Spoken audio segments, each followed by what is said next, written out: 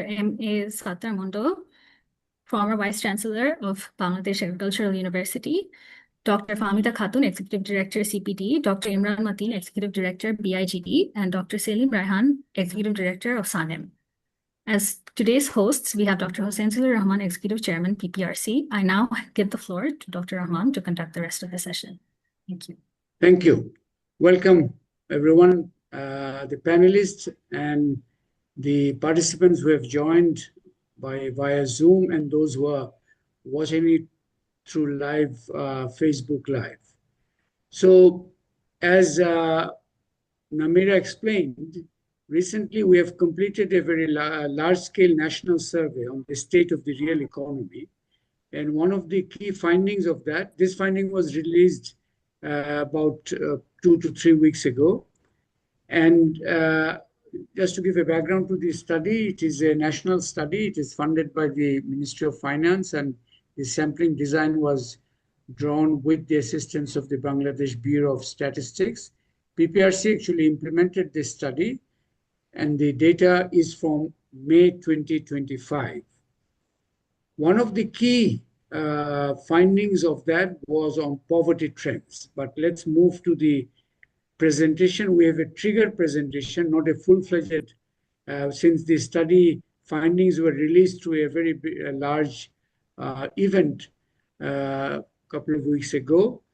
This time we will be basically doing a little looking back, but also then putting the context for today's discussion on what is driving the poverty reversal in Bangladesh. So let's take a quick look back to the evidence from PPRC State of the Real Economy Survey 2025. Next slide. So I think, as I mentioned, it's a data design and methodological framework. Study design was cross-sectional, nationwide household survey. Sampling strategy was two-stage cluster sampling in partnership with BBS. The subsample drawn from the census 2022 sample size was overall 8,667 completed household interviews across 64 districts in 432 primary sampling units. Data collection method was face-to-face interviews using CAPI Kobo toolbox, and the analysis approach is descriptive analysis. Next. Well, I want to basically not burden you with the detail of the findings because this was presented a couple of weeks ago. I want to set the context for today's discussion. We want to go back. The study highlights. Though our finding is on 2025, and this is obviously not, in a sense, it's not a panel data, it's the 2025 data. We hope to do panel survey next year on the same panel, but we were able to compare with highest 2022, which is the last poverty estimate from the side of the government. What we've seen is that the reason we undertook this survey in 2025 was that Bangladesh has really experienced 3 consecutive crises. 20 to 2022 was the COVID crisis, which impacted the economy. 2023 was the global Ukraine war influenced global inflation, which also impacted Bangladesh economy. And in 2024, we had the political change, which was a very welcome political change, but which also introduced uncertainty in the economy and in the politics, certainly, but also in the economy. And the key findings that we have found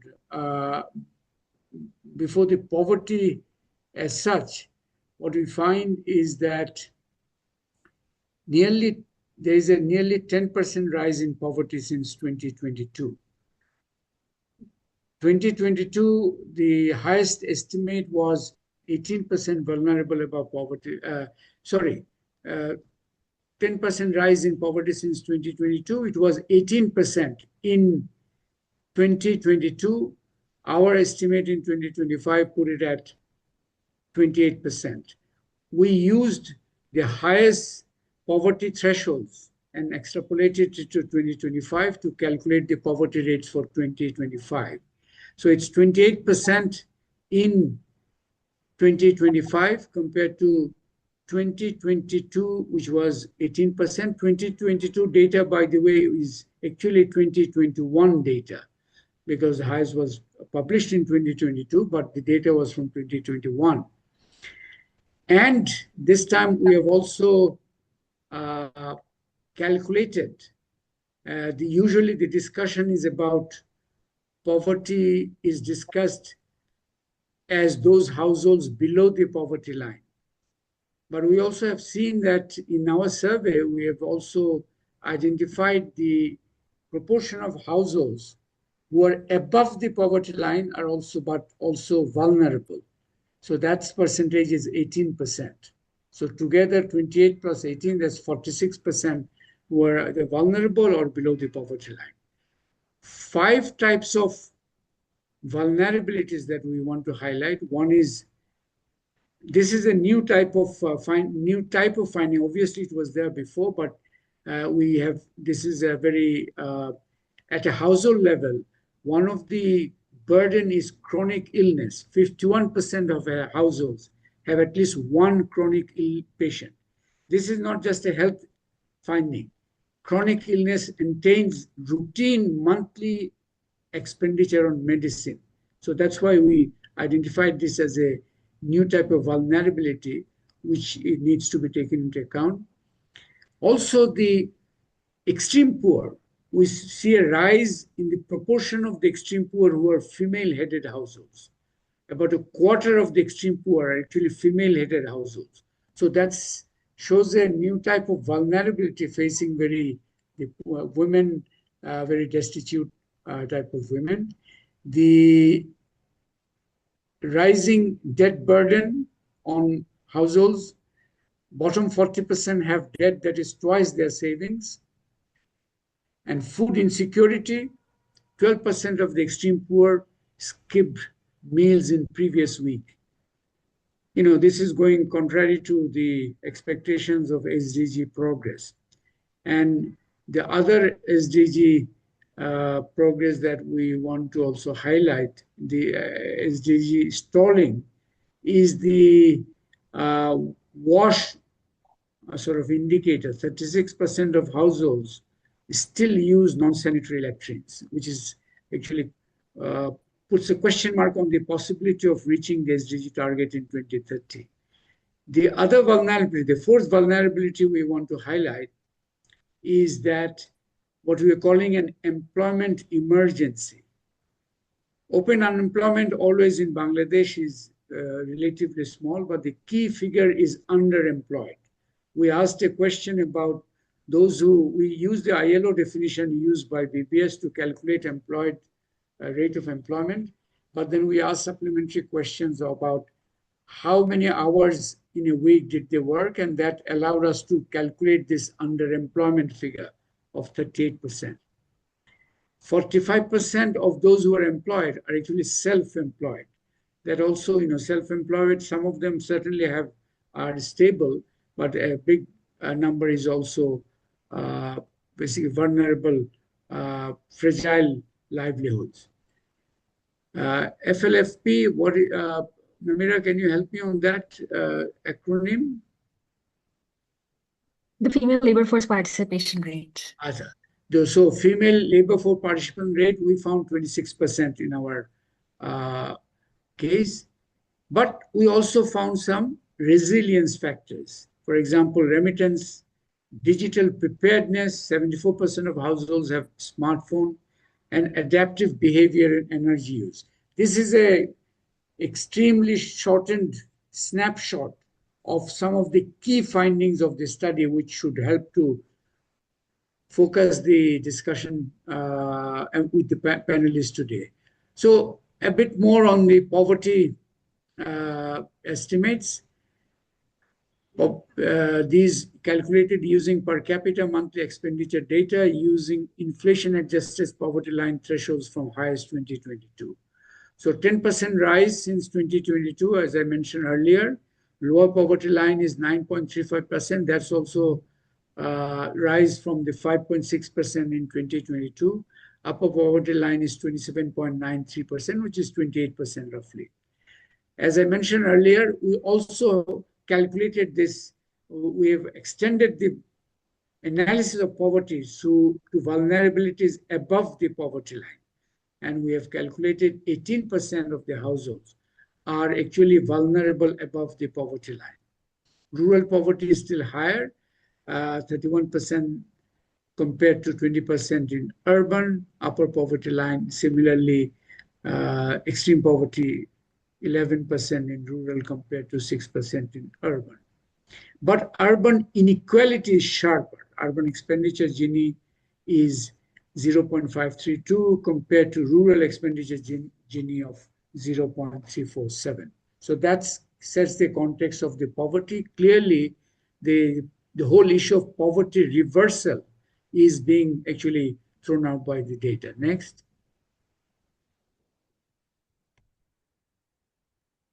Well, this basically summarizes the figures that I mentioned a little while ago. Next. Okay, we also try to see, in terms of, since the poverty has risen, what about social safety net coverage? That's one of the ways how the poverty is redressed.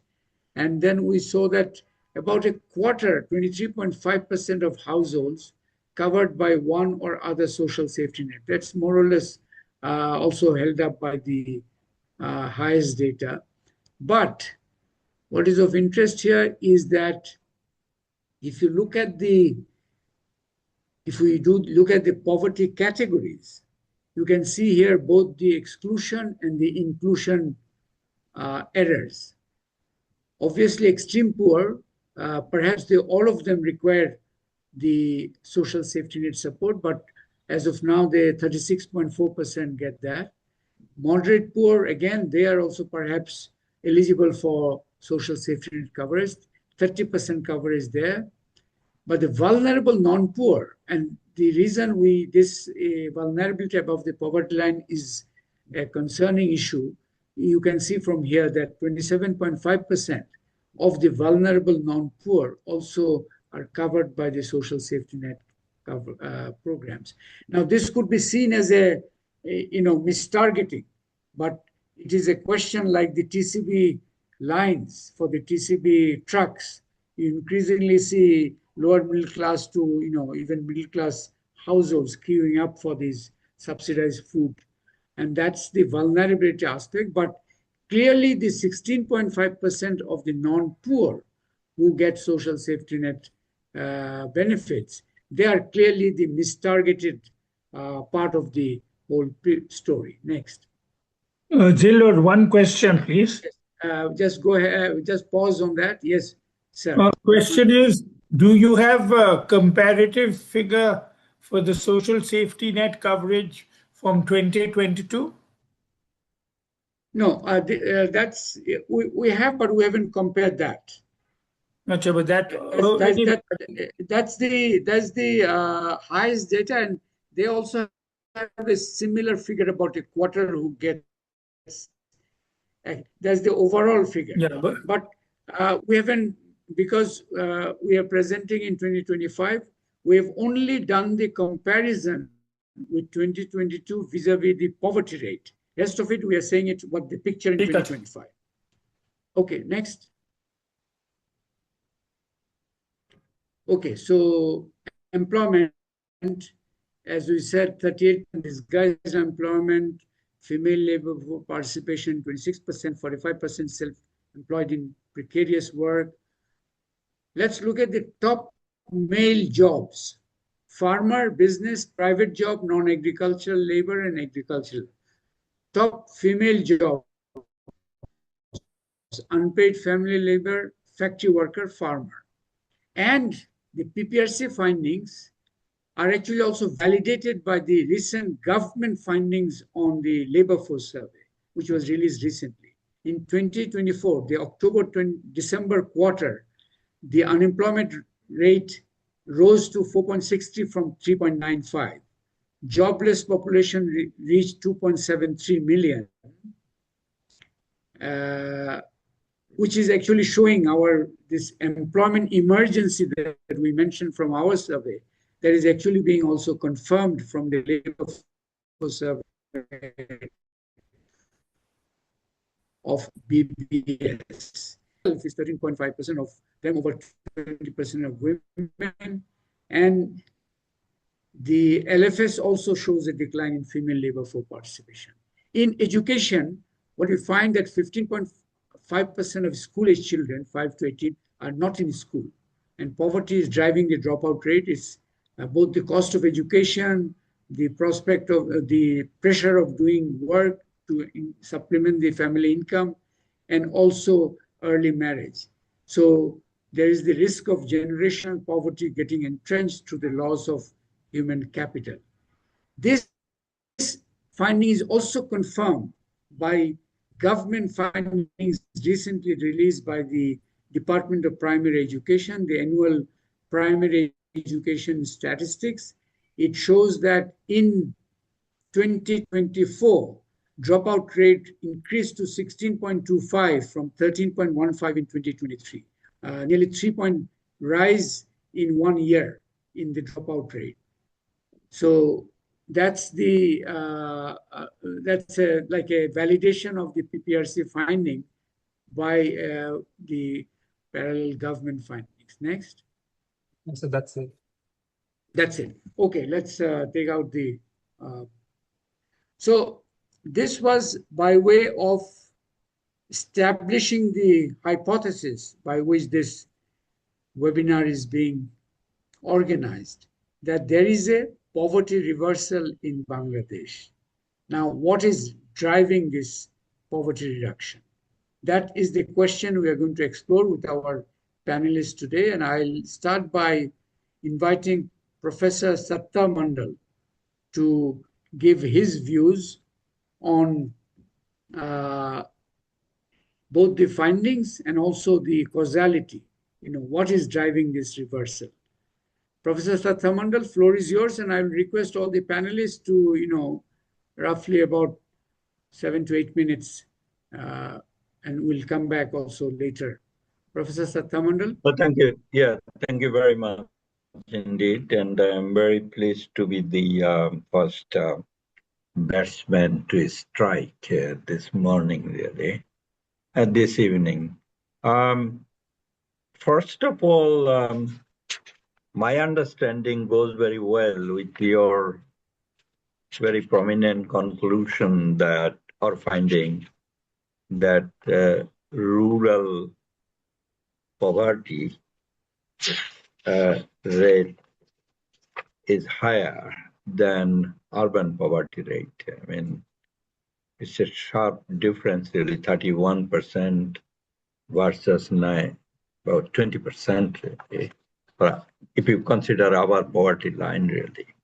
But I am not going to this figure per se. My understanding, or causality, as you say, falls under three reasonings, really, that I can very quickly think of. One is this, in the recent years, there has been a secular decline in agricultural growth rate, really, according to government statistics as well. From 3.42% under constant price.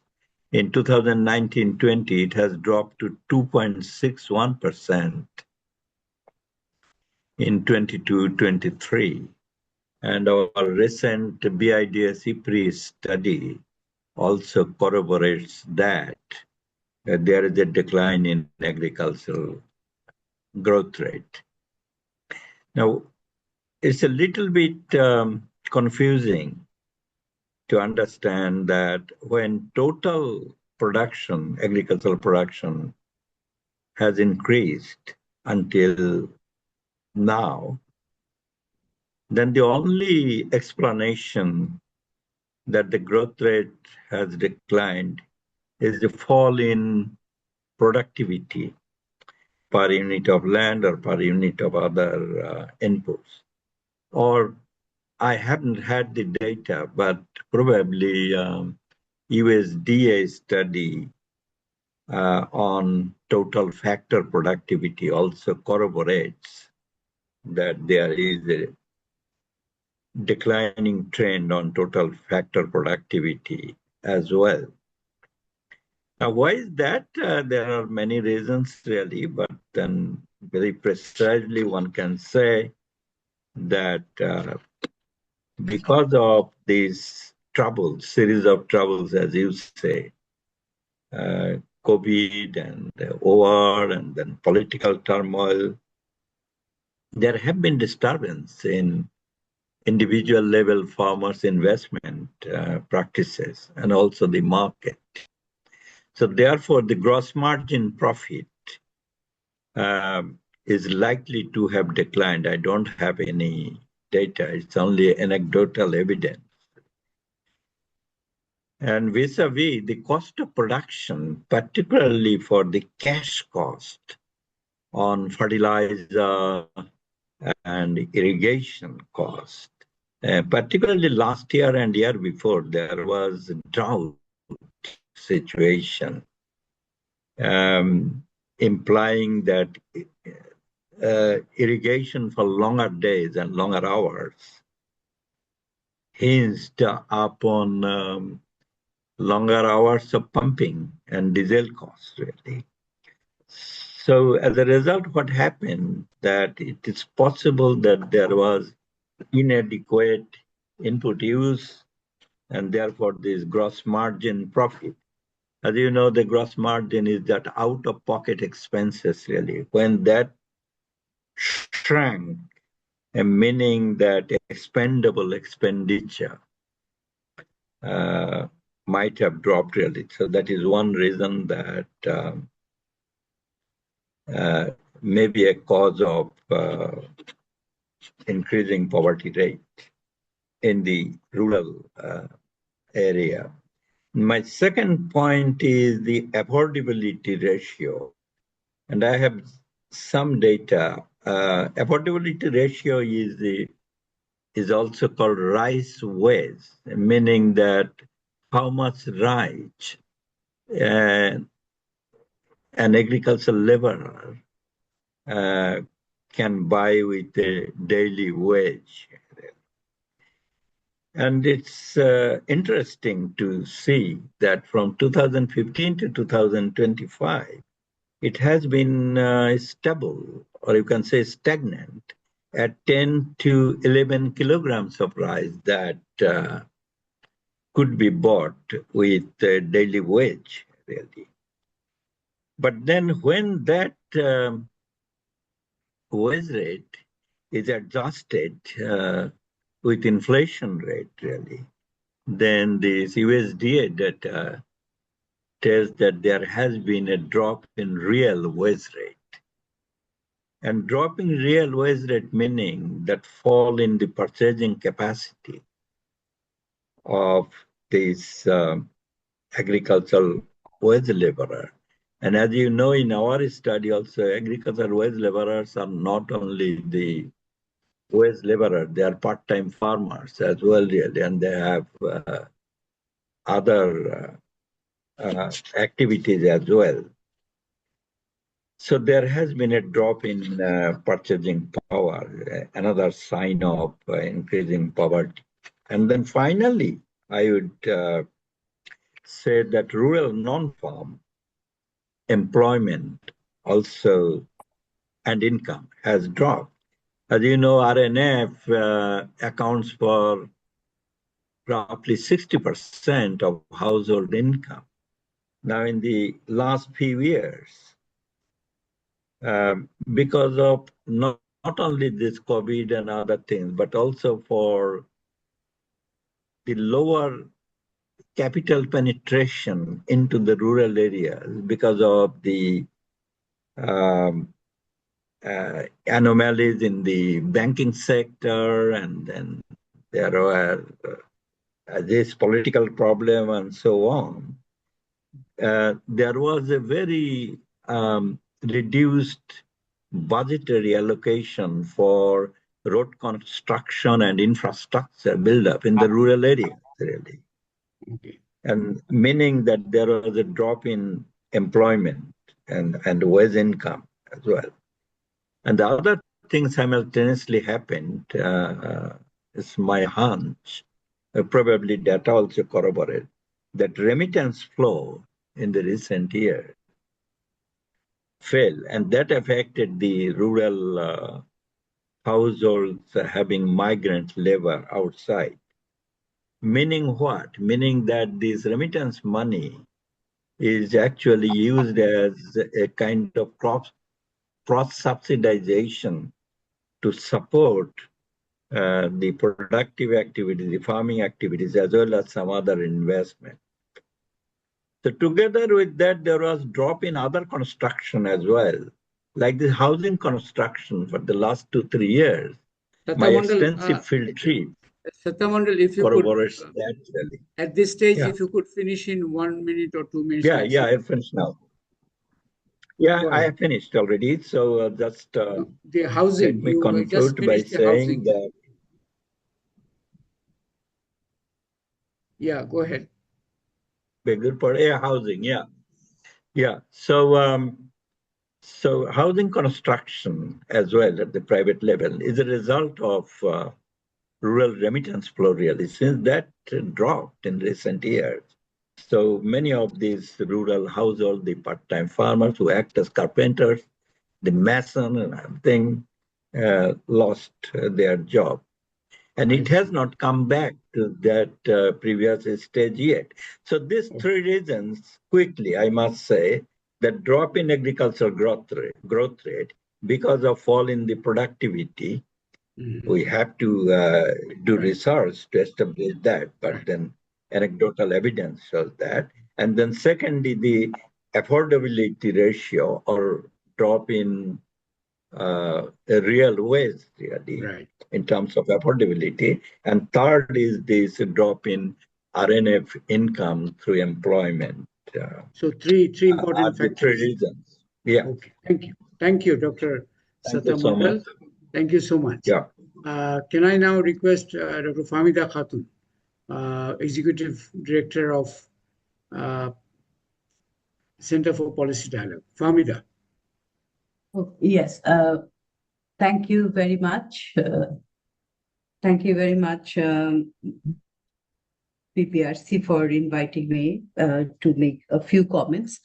The presentation you have made has really highlighted the reasons, the 3 important reasons for this reversal of poverty reduction effort, or the increase in poverty. So you have mentioned economic, social, and political vulnerabilities. I think I would add another reason, which is quite important and which is becoming more and more prominent these days, is the climate change vulnerabilities. So I'll just touch upon the economic reasons first. So I would add that the importance of employment generation, which you have mentioned, that the employment aspect of it. So in fact, the development model which we have observed over the years in the past few decades has led to a situation that more and more we have observed a jobless growth. So even though in statistics we have observed that over every decade we have observed at least 1% of GDP growth, but the job creation has not been commensurate with that GDP growth rate. So your employment emergency is really becoming critical at this point. And also the reason I would highlight here is the lack of investment, because where did this employment come from? So we have given less and less attention on the importance of investment. So that as a result, when we see that private investment, which has been stuck around 23 to 24% for over a decade, and then foreign investment, which has been less than 1% of GDP. So with this amount of investment, one cannot really expect an increase in employment. And the only employment which was being generated in the public sector, but then the size of the public sector has been so little compared to the demand.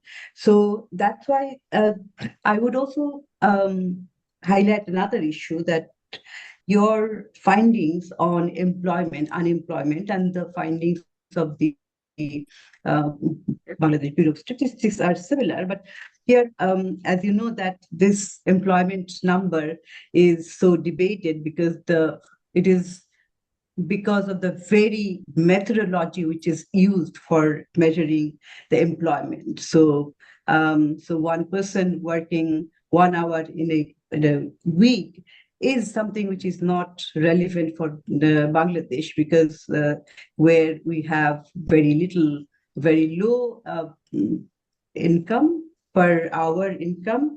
And to understand the employment emergency, I think we have to look at the real number that is not in employment, education, and training, so NEET, which is very high.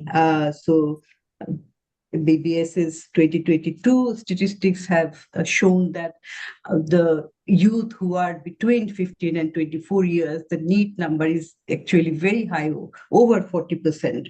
So that is a starking number. And that's one of the reasons why, because of any shocks COVID or natural disasters or political instability, some people really become more and more vulnerable, and they fall below the threshold level of poverty. So here I would emphasize the importance of employment.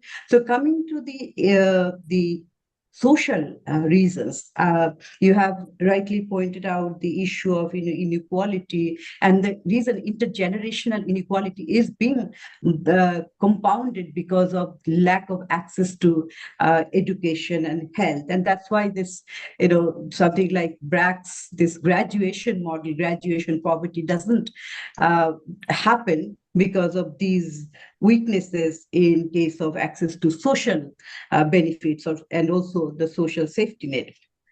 So the other issue I also want to highlight is that there has been also reversal of some of the statistics or some of the well-known indicators which have been there all for a long period of time. One example I would put here, that if you look at the poverty, there has been a shifting poverty map, and that's why once upon a time, the northern districts like Rangpur, which used to be the poorest region, now that Barishal has become the poorest region.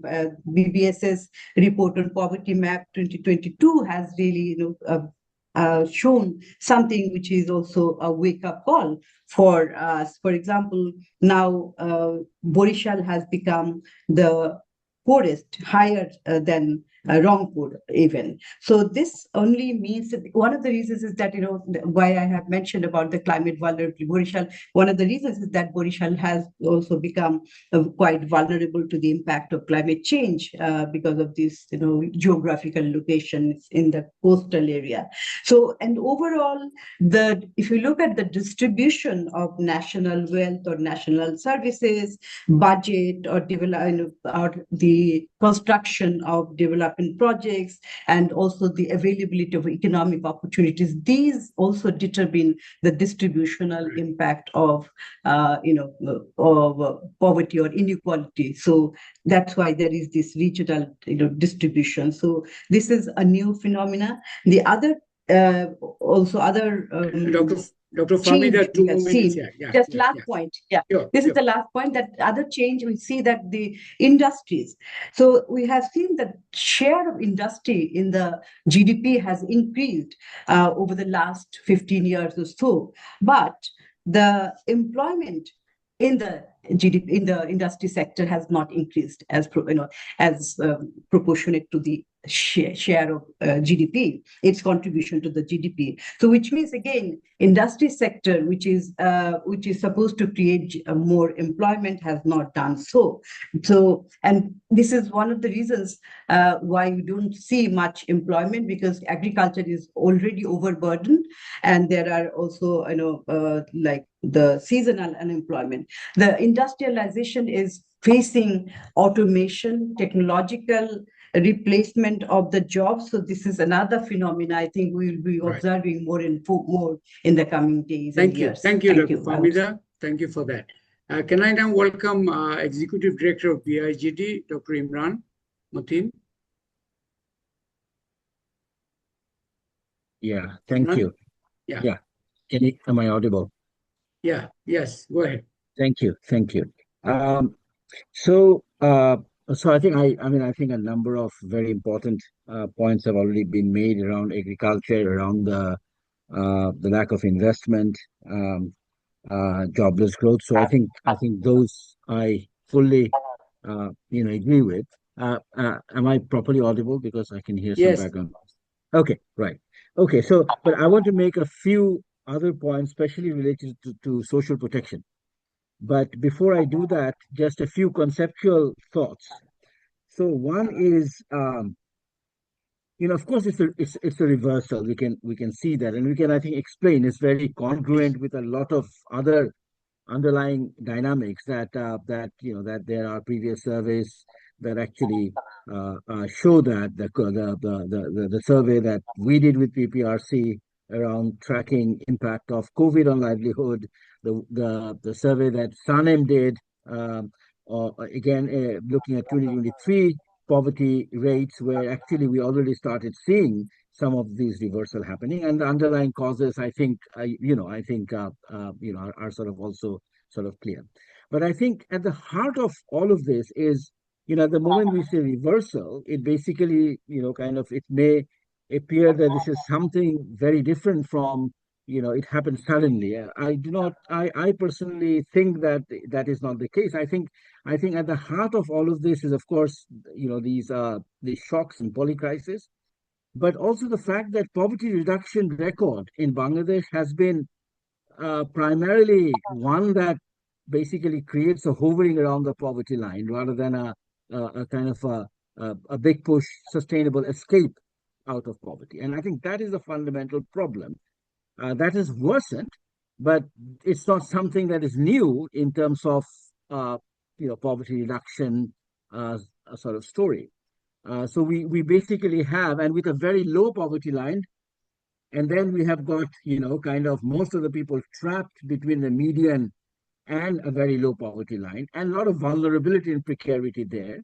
So I think it's sort of no wonder that with shocks, and especially when you have repeated shocks, all you get is distress resilience, and sort of when things become kind of multi-crisis, it can create quite deep poverty traps. So I think that's what we need to really focus on is really the vulnerability dimension, and the fact that how do we reduce vulnerability, which I think is a different set of instruments we need to think more carefully about than we, compared to when we think about this as a poverty, by which we mean primarily a chronic poverty problem. What we have right now is much more of a transitory poverty problem with deeper vulnerability rather than a chronic poverty problem. So that's, I think, sort of one sort of dynamics, I think, which is important. But having said that, what is also very worrying is also rise in chronic poverty that we basically see. If I take extreme poverty as a kind of proxy, though we don't have panel data, as a kind of proxy for chronic poverty here, the fact that lower poverty line, the extreme poverty, headcount is increasing so fast, I think means that we actually have a twin problem. We have a deepening vulnerability problem, and we have a deepening chronic poverty problem. So I think we need now to address both of these. through the right type set of policies and instruments, right? So I think that's what kind of one point I really wanted to make.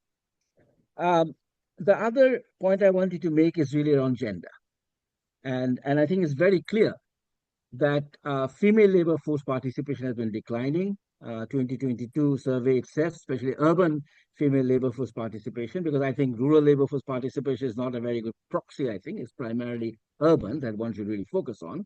And there it's been declining. It's been stagnant for a while. It's been declining in 2022, and during COVID, we kept on saying this is a big challenge, and I think again we basically see a continual declining. So I think this needs very, very urgent, deep focus and understanding. I mean, there are all types of dynamics here, but I think I think one that possibly needs more attention is attention to the care economy. I think that how do we bring a care responsive social protection? I think becomes also very important now. So I think this is a kind of a new area of sort of thinking. I think that we need to do. How do you really create care models that basically work for the large majority? So that's the kind of second point. On the social protection, I think it's sort of very clear. There's been rise in, inclusion, exclusion error is there. Again, I don't think, one can look at the data, but I don't think over time between 2022, as someone was asking, I don't think fundamentally things have shifted much. I think it remains to be very high,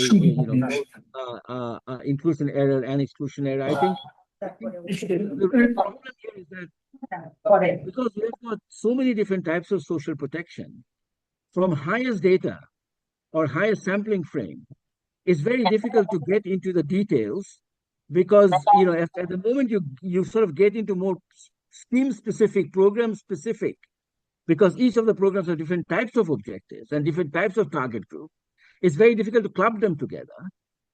So if you want to go for program specific, the sample is just not enough.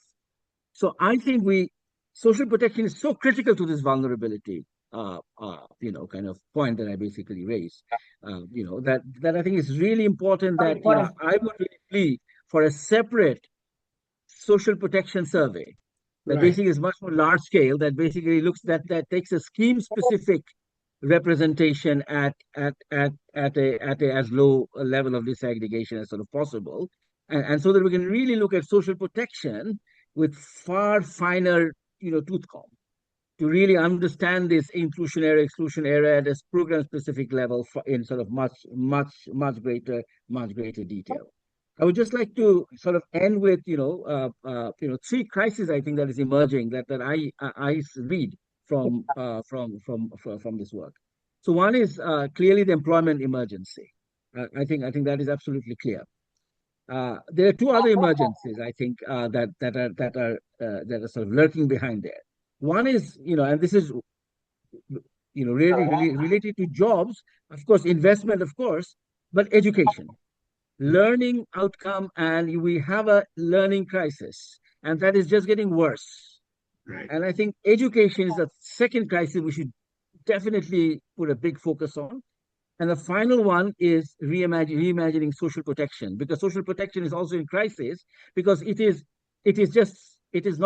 inadequate, it is unreliable. It's premised on tackling a kind of a poverty dynamics of a completely different time period. We need to think about the governance challenge of social protection, how to make social protection not only protective but also social in nature. Okay. I think that is also very, very important. I can come back later. Thank you, Dr. Imran, for that. Can I now invite our fourth and final panelist, Dr. Zillur Rahman, Executive Director of SANEM. Selim, you're on. Thank you so much, Zillur bhai. আমি একটু বাংলা ইংরেজি মিশিয়ে বলি। এখানে আমি দেখছি জার্নালিস্টরা আছেন, তো হয়তো তার জন্য একটু সাহায্য হবে। এতক্ষণ মধ্যে যে আলাপ হলো, এখানে আসলে আমার নিজের খুব অ্যাড করার খুব একটা সুযোগ নেই, কারণ তিনজন ডিস্টিংগুইশড প্যানেলিস্ট এবং তার আগে ডক্টর হোসেন জিল্লুর রহমান উনি ভেরি নাইসলি এই বিষয়গুলো আলোচনা করেছেন।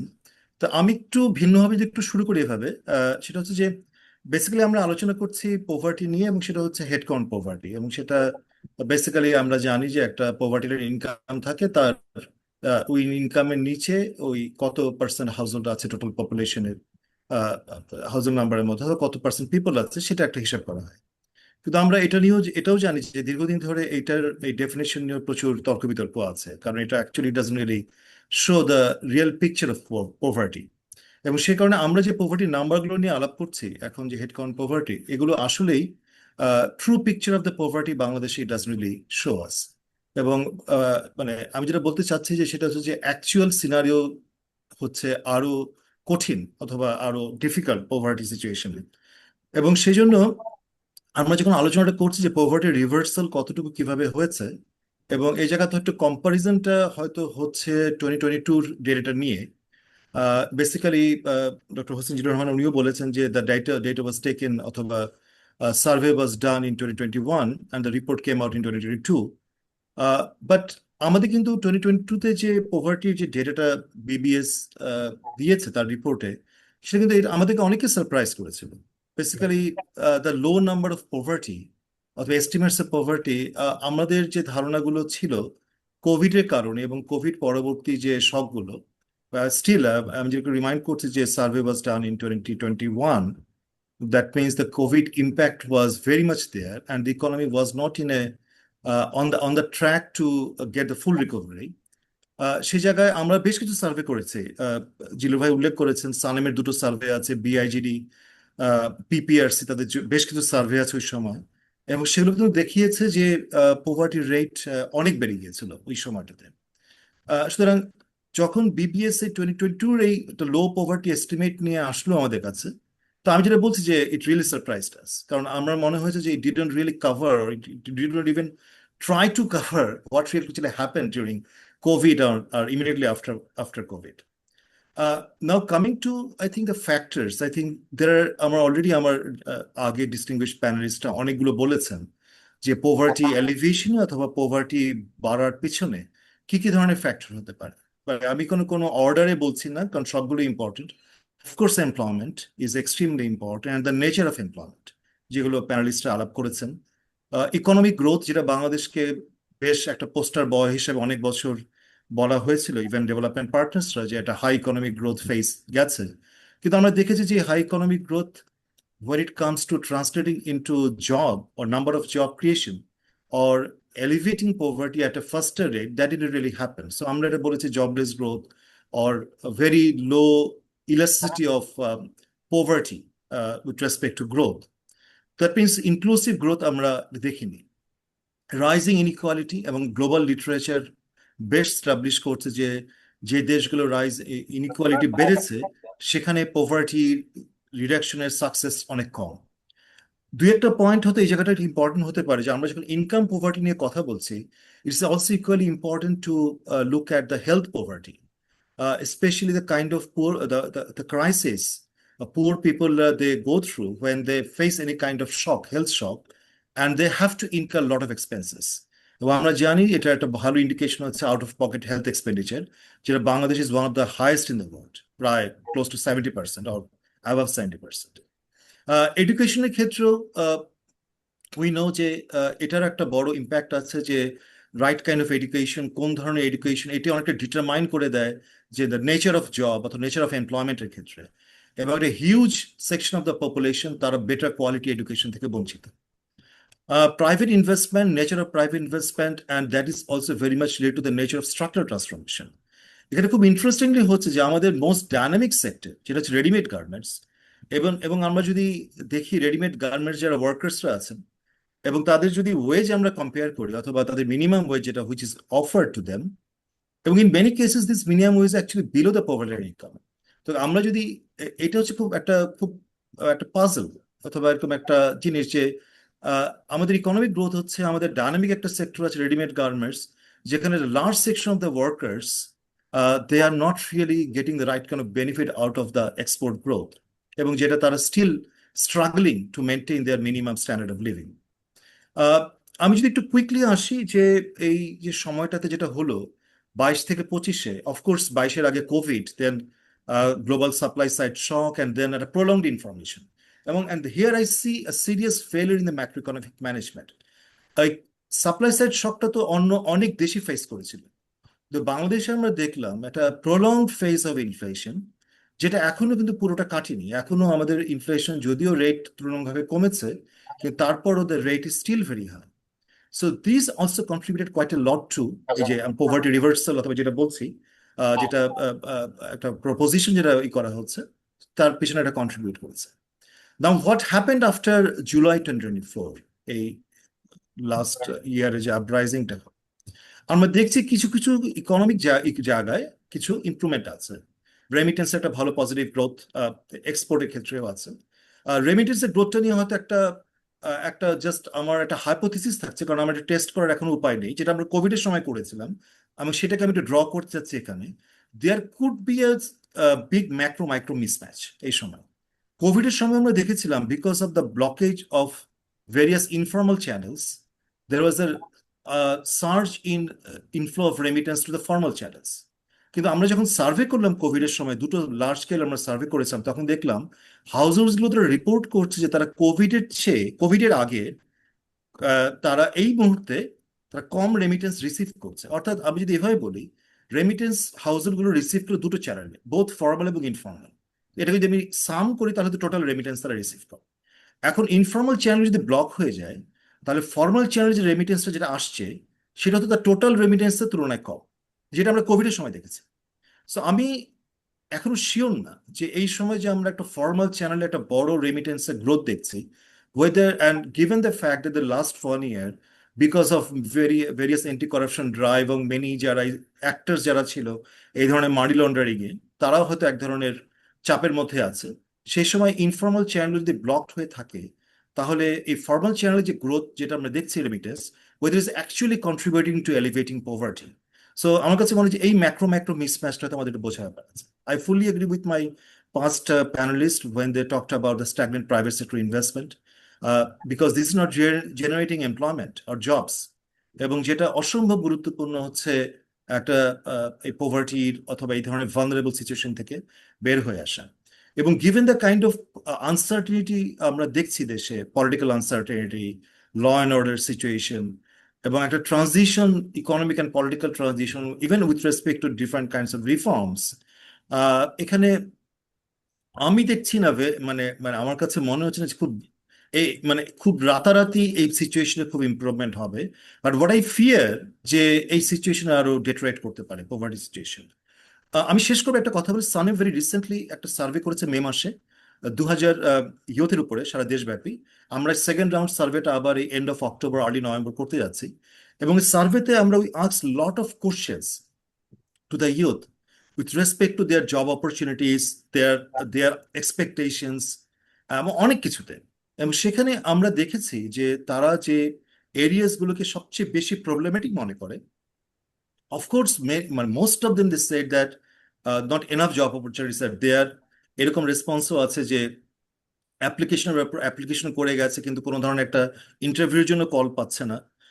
কিন্তু তারা কিন্তু এটাও খুব হাইলাইট করেছে যে the quality of education is extremely poor, এবং তারা মনে করে যে এডুকেশন সিস্টেমে তাদেরকে রেডি করে না জব মার্কেটে প্রপারলি তাদের ওই ধরনের রেমুনারেটরি জবের জন্য। হেলথের ব্যাপারেও তারা বলেছে health sector is very poor.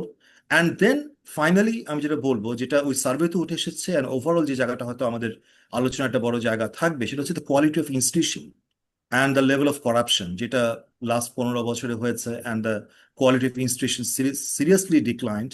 এবং এই সময়ে কোয়ালিটি অফ ইনস্টিটিউশনের ইমপ্রুভমেন্ট করার জন্য যে ধরনের রিফর্মগুলো আইডেন্টিফাই করা দরকার, অথবা যে ধরনের কমিটমেন্ট থাকা দরকার, অথবা ইন্টারিম গভর্নমেন্ট তারা যে ইনিশিয়েটিভগুলো নিতে পারতো, অথবা কিছু জায়গায় নিলেও the fundamental question is whether the next government will come to the power after the election, তারা এই রিফর্মগুলোকে কন্টিনিউ করবে কিনা। সো ওভারঅল আমার কাছে সিচুয়েশন খুব আশাব্যঞ্জক মনে হচ্ছে না।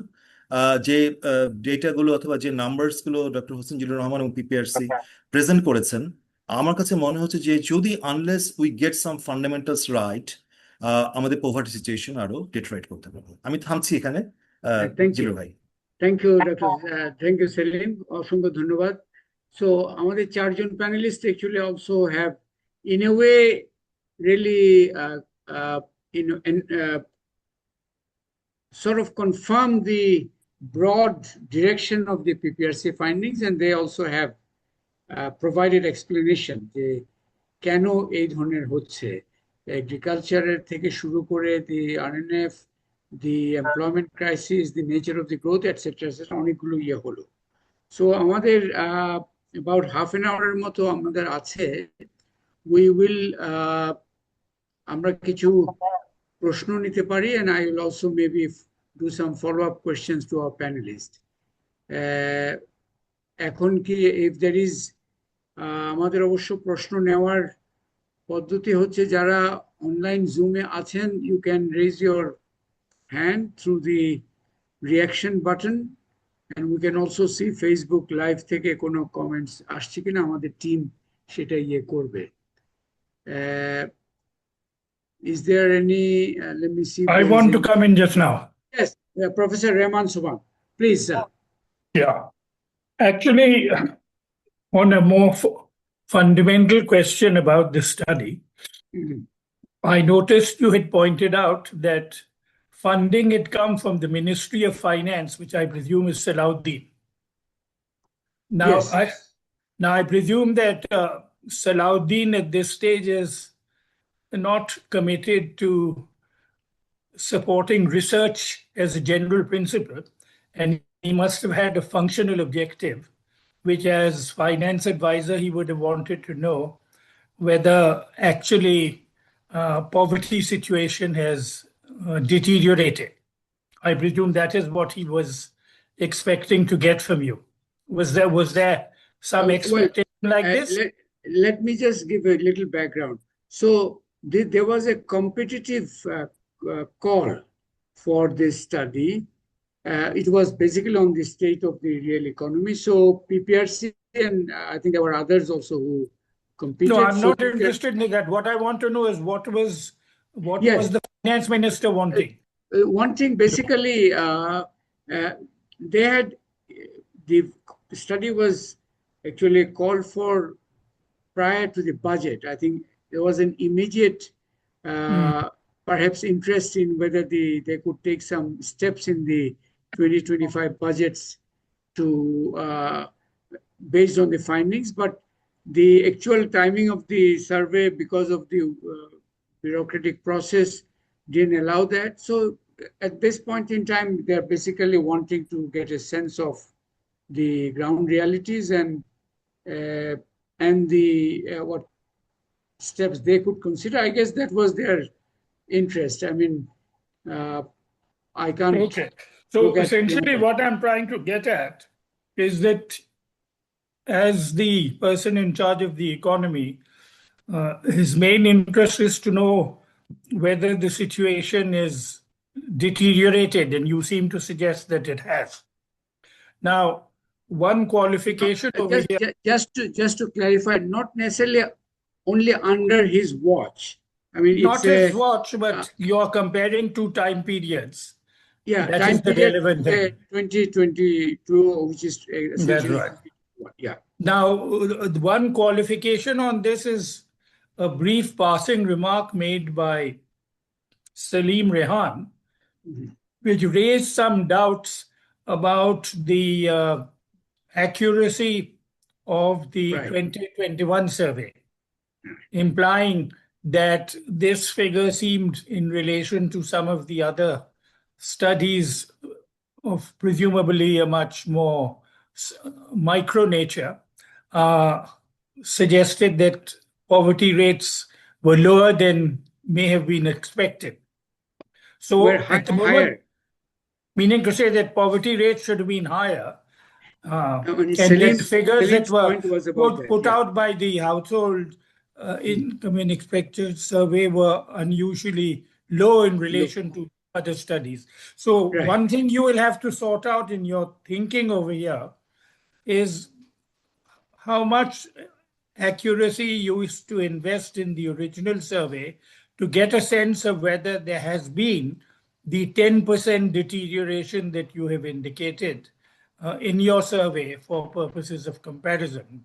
Perhaps there has been, and the discussion was going on the assumption that there has been a deterioration. But I think you need to reflect on that as to whether there has, because there are two questions. One is the general problem of poverty and what is causing it and what is sustaining it. And the other is the marginal changes which have taken place in the course of the last 3 years, in which you are then looking for specific factors emerging in these last 2 years, which would be specific to this problem. Now, I don't think you've had the time to make that sort of a comparison, but there should be some point of reference as to what you are actually looking at. And if you are basically looking at deterioration in a short period of time, then you should be looking at more specific sets of information, which has not been very clearly brought out in the course of the discussion. I mean, for example, Sattar Mondal, I think, made very sensible observations about the decline in agricultural growth, and seeing that as a factor. Another factor which came out was the decline in agricultural wages. Now, whether these were processes which manifested itself in the last 2 to 3 years as compared to the years previous to 2021 is worth looking at in order to get some understanding of that problem. It is not clear at the moment as to what has actually happened in the agricultural sector. But the point I would make to Mondal over here is that it isn't enough for you to tell us that there has been a decline in agricultural growth and that this has had some impact on poverty. You have to do a decomposition of that agricultural growth to see whether it is more significantly impacted on smallholder farmers or farmers who are in fact renting in land as distinct from larger scale farmers, and whether if it coincides with the decomposition coincides with the burden falling on the poorer farmers, then you will have one set of interventions. If it is falling on all categories of farmers, you will have another set of policy interventions to take place, but the decomposition exercise has to take place. Correspondingly, I think if you are again looking for purposes of comparison, a general problem has been made about growth being having low employment intensity. Right. Now, here again, it is not enough to make these sort of macroeconomic observations. You have to then again decompose this information and get a better sense of which areas have employment growth been unsatisfactory, and what are the dynamics of that employment growth? Is it the choice of technology, or is it in fact the particular structure of the industrialization process? This again is not clear. So I think that if you are giving some feedback to a policymaker on this, you have to, I think, clarify and get information from him as to his specific terms of reference to you and what information he is looking for. Now, I would have thought that the comparative advantage of a interim government headed by a gentleman by the name of Muhammad Yunus would be to get poverty reduction right in the 18 months that he was actually here. There is no agenda in the reforms or anywhere else, I notice, on the issue of addressing the way in which poverty is being looked at. At the very least, they could have done a comprehensive review of the social protection program to see whether they could get these 20 different scattered and overlapping programs very poorly monitored and brought into a coherent single-purpose program with very careful pinpointing and accountability processes built into it. It would not have taken a work of genius, nor a huge amount of time to actually do an exercise like that. And if he could have bequeathed that to the incoming government or even to posterity, this would have been a major contribution. And then some of the discussion that is taking place through here would then have become unnecessary because he would have already been focused on this process and looking at it. But this, no one seems to have even thought of this. So I'm quite amazed. I'll leave it at that.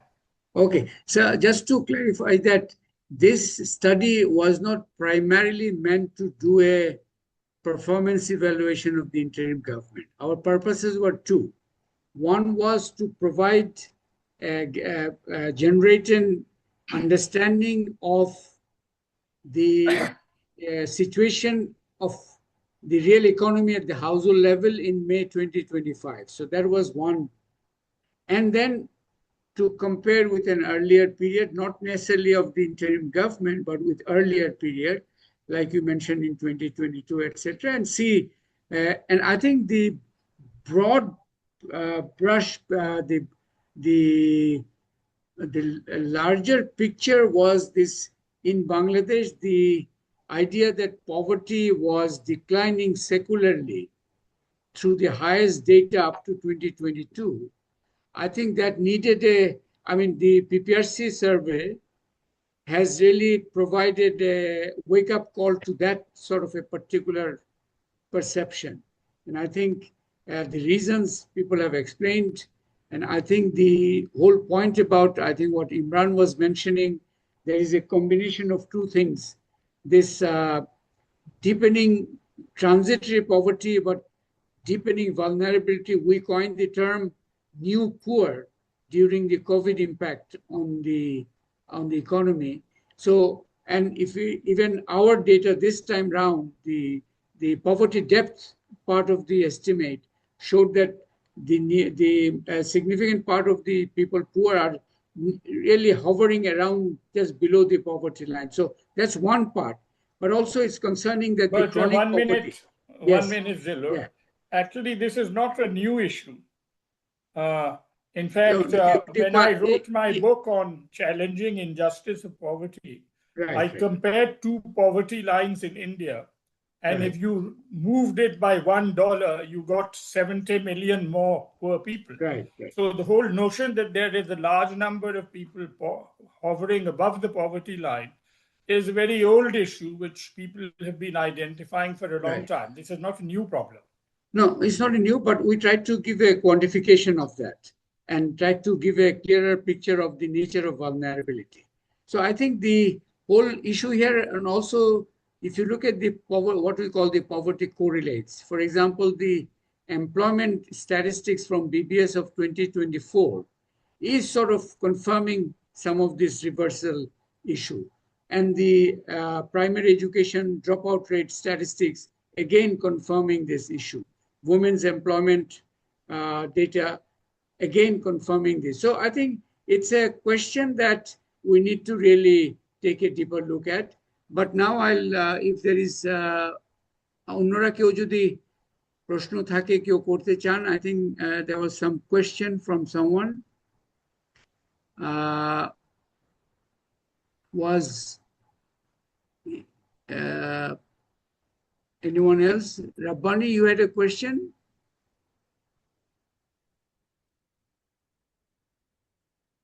Okay. I think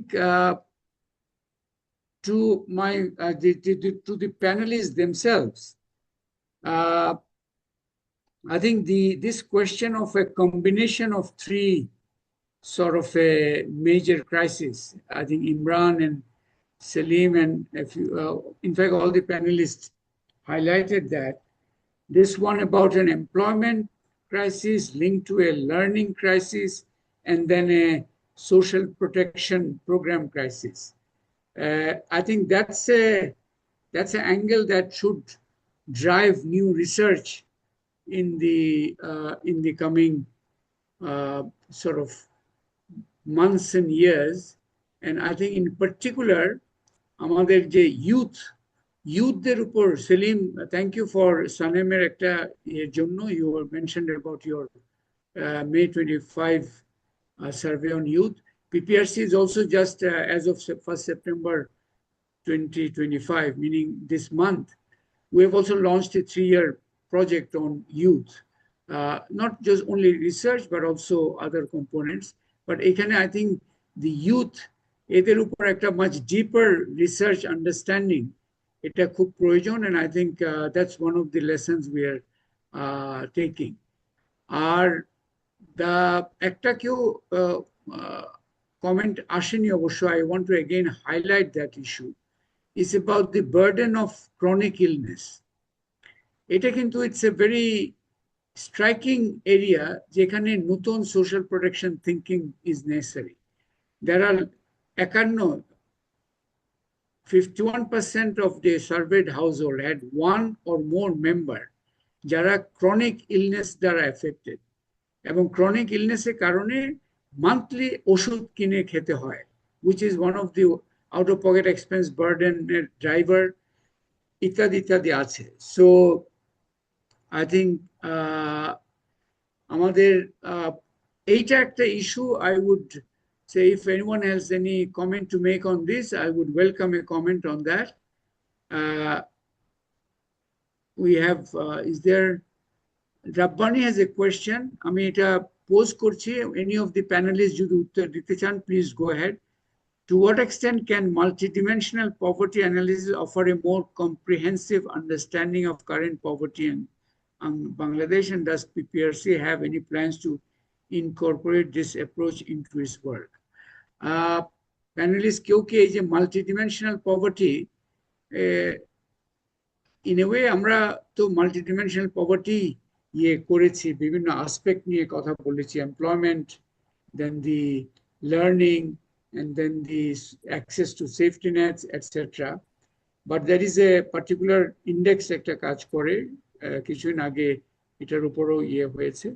but আমাদের panelist কারো কোনো comment থাকবে এটার উপর? আমি একটা কথা বলতে পারি জিলুর ভাই, বলো, আমাদের সেলিম। শহীদ ভাই। না, থ্যাংক ইউ। আমার কাছে মনে হয় যে অফকোর্স এই ডেটার কোশ্চেনিয়ার যদি অ্যালাউ করে তাহলে এই ইন্ডেক্সটা কনস্ট্রাক্ট করা অবশ্যই সম্ভব মাল্টি ডাইমেনশনাল পভার্টির। মানে এটা দেখতে হবে যে কোশ্চেনিয়ারের মধ্যে, সার্ভে কোশ্চেনিয়ারের মধ্যে ওই অ্যাসপেক্ট গুলো আছে কিনা, বাট অ্যাসিউম যে থাকা উচিত আর কি। বেসিক্যালি মাল্টি ডাইমেনশনাল পভার্টির যে অ্যাসপেক্টস গুলো আছে সেগুলো থাকা উচিত। এখন এটা কতটুকু ক্যাপচার করে, ডেফিনেটলি একটা ইনকাম বেসড পভার্টি যেটা আমরা বলছি, হেড কাউন্ট পভার্টি যে লিমিটেশনসটা আমি একটু আগে শুরুতে আমি বলেছিলাম, তার থেকে এটা একটা বেটার অ্যাপ্রোচ। কিন্তু এটাকে আমরা একটু কম্পেয়ার করার ক্ষেত্রে যে আমাদের খুব সম্ভবত লাস্ট ডেটে যেটা আছে 2019-এর multi dimensional poverty, if I am not wrong, মানে আমার হয়তো একটু আপডেট চেক করার ব্যাপার আছে, তো সেটা হয়তো একটা কম্পেয়ার করার সুযোগ থাকতে পারে যদি এরকম কনস্ট্রাক্ট করা যায়। আর বিবিএস তাদের কোনো প্ল্যান আছে কিনা তাদের এই ফার্দার যে সার্ভে গুলোতে, সেটা হয়তো দেখার ব্যাপার আছে যে তারা কিভাবে এটাকে ইনকর্পোরেট করছে তাদের এই পভার্টি এস্টিমেটের মধ্যে। ধন্যবাদ। ওকে, thank you.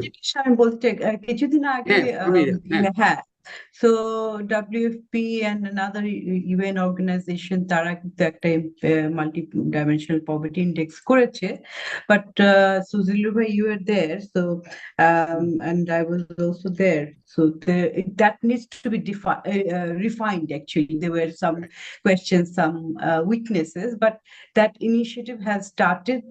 I think BBS can take it forward. Right.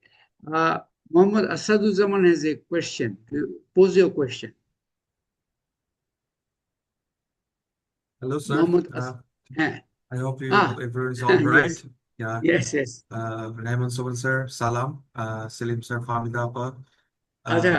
Let me just introduce Asad. Asad is you're the executive director, right, of DAIRA? No, I am the research lead right now.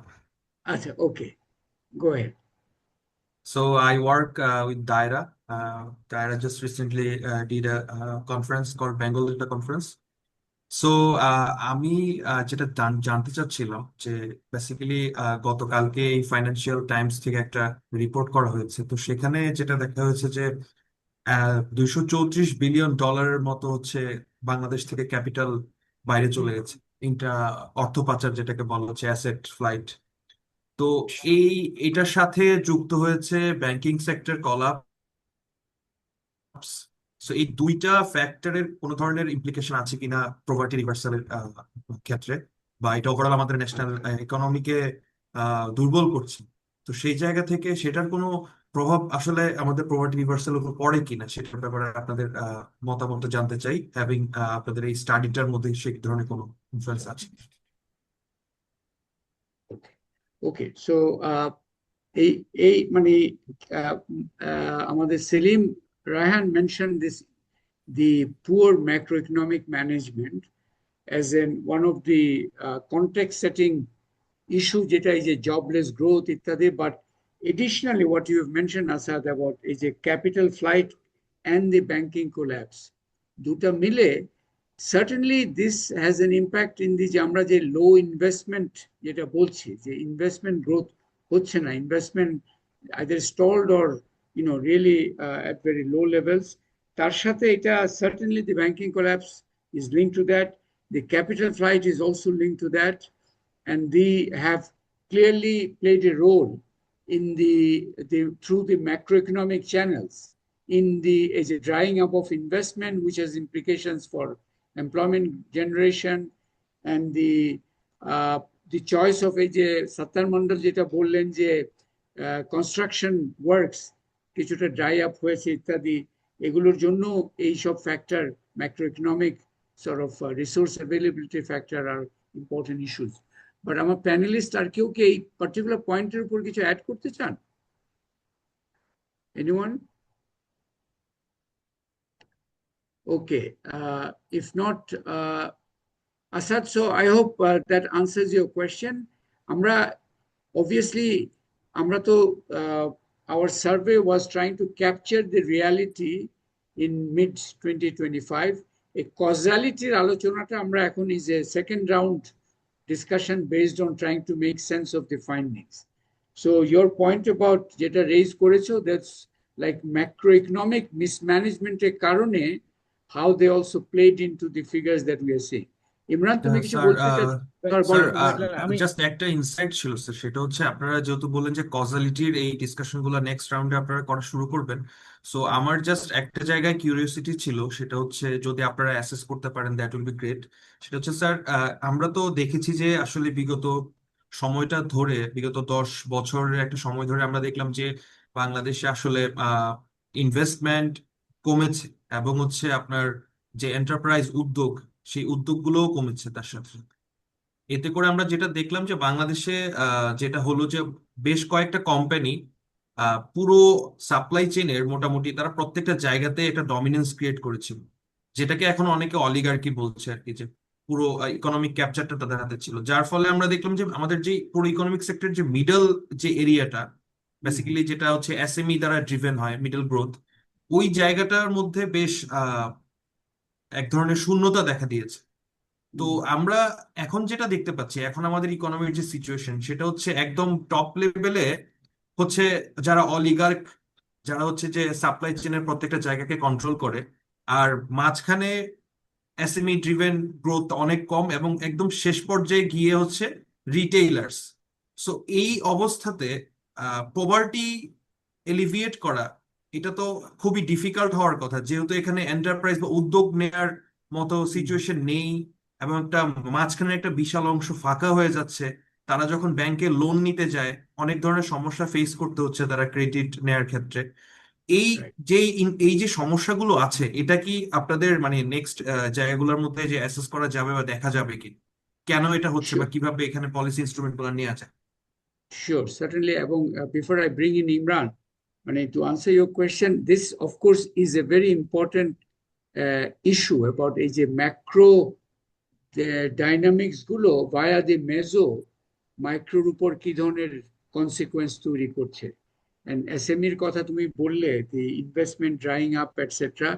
These are certainly additional areas that on which we need to do our research and inquiries. Very important question হচ্ছে আসলে এই যে SME dynamics, এটাও কিন্তু একটা very big knowledge gap area. আমাদের কিছু implication, যেমন সাত্তার মন্ডল বললেন about rural non-farm, এগুলো কিন্তু এক ধরনের SMEর একটা ইস্যু। এই জায়গায় কিন্তু বড় ধরনের একটা knowledge gap গুলো আছে। So I think আমাদের এই স্টাডিটা যেটা করছে, it is also in a way indicating where additional focus, যেমন ইমরান বলল যে সোশ্যাল সেফটি নেটের disaggregated understanding দরকার program level, not just overall safety net coverage. So I hope certainly the points you have raised, Asad, that's I think very important, and that would be requiring new research, which we really want to really go ahead তাহলে আমরা micro পিকচারটা পেলাম। We also need to have a মেজো picture.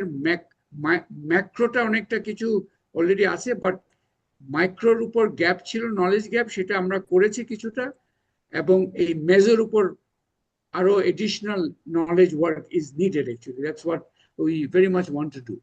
Imran, you wanted to say something? Among Zillur, you have covered more or less what I was going to say. Thank you. Okay. ঠিক আছে, but I think this, I'm also inviting all our peer research organization peers also, a particular area, I mean, PPRC is very deeply interested in SME space to get a better understanding on this.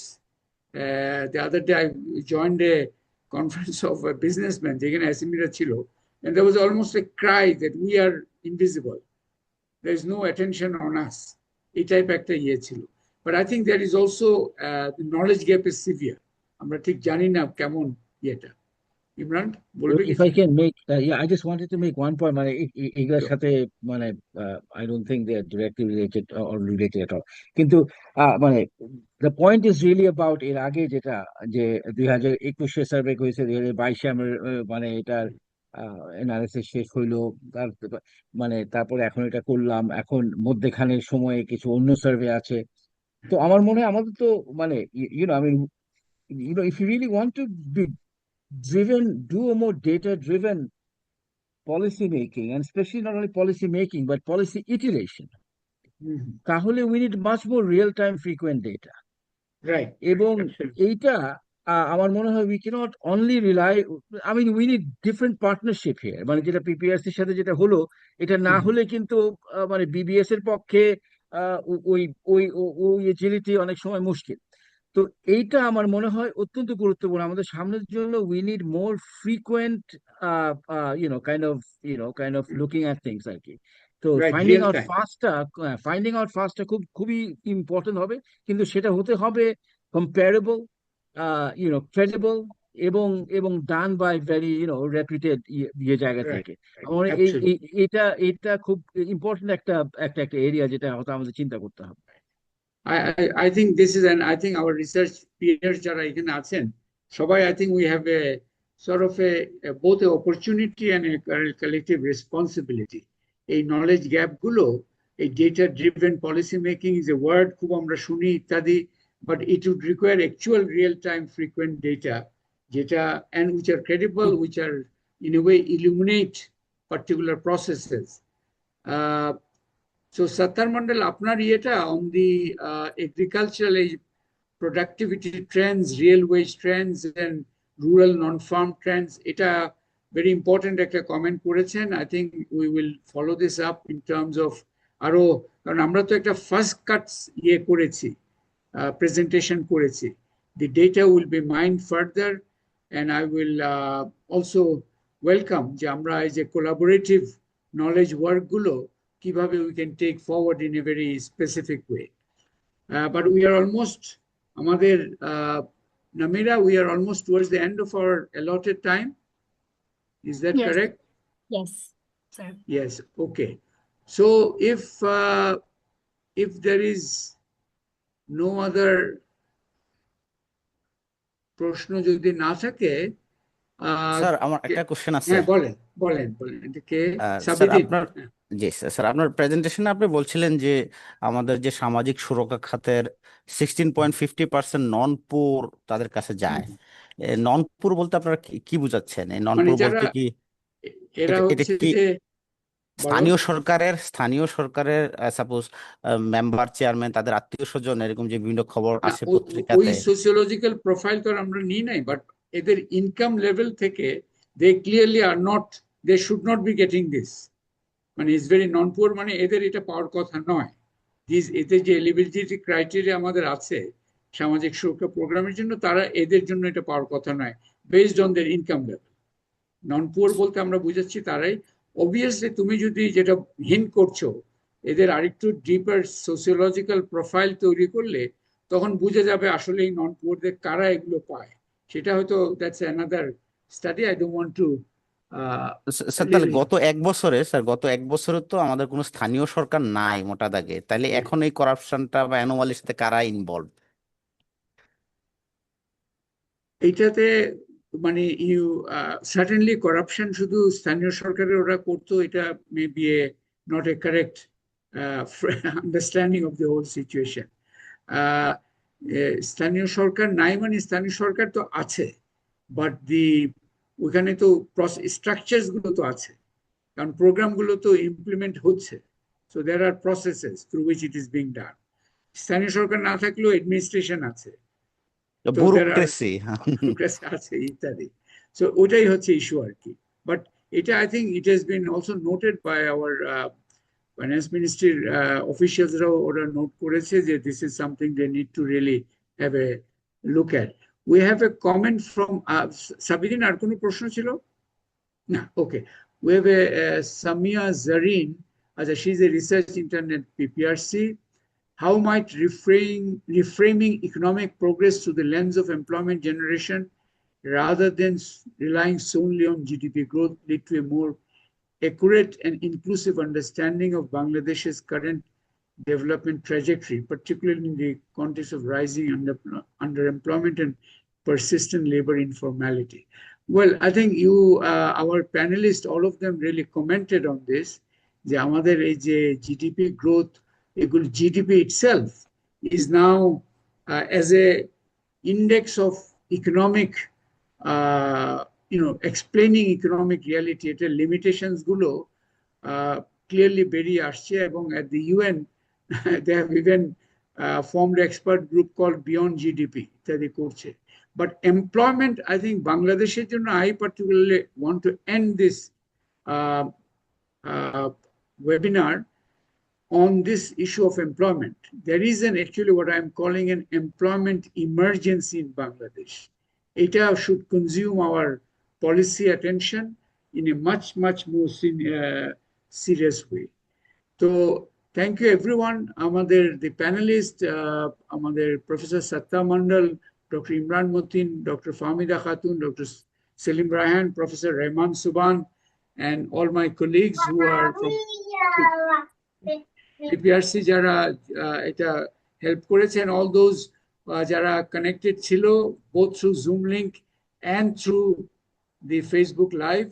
I just want to announce that আমাদের এই আজকের agenda আমরা typically series of 3 webinars হিসেবে করি আর কি। তো এই আগামী দুটো will be based on the findings of the real economy study. Second actually will be tapping the social data.